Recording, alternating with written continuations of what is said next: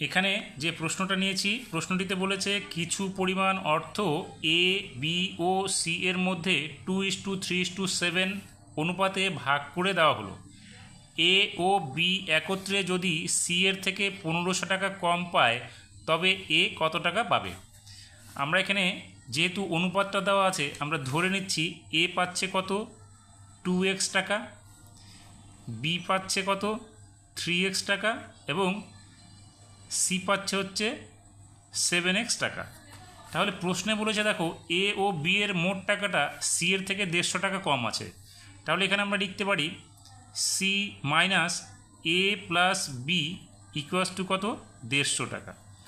তাহলে সি এর মান কত 7x, তাহলে 7x মাইনাস এর মান হচ্ছে 2x প্লাস বি এর মান হচ্ছে 3x ইকুয়ালস টু 150, যেখানে 7x minus 2x plus 3x মানে হচ্ছে 5x হবে। তাহলে 5x ইকুয়ালস টু কত হচ্ছে 150, বা 7x থেকে 5x চলে গেলে কত হবে 2x ইকুয়ালস টু 150। এবার এখানে আমরা 2x এর মান পেয়ে গেলাম 150 না 1500। তাহলে এখানে দেখো প্রশ্নে বলেছে যে এ কত টাকা পাবে, আর এখানে এর অনুপাত কত ছিল 2:3:7, সেখান থেকে আমরা এ কে ধরেছি 2x, তার মানে এ যে 2x টাকাটা পাবে সেখানে 2x টাকাটার পরিমাণ কত হচ্ছে 1500 টাকা, অর্থাৎ 1500 টাকা। এটাই হচ্ছে আমাদের এর টাকার পরিমাণ।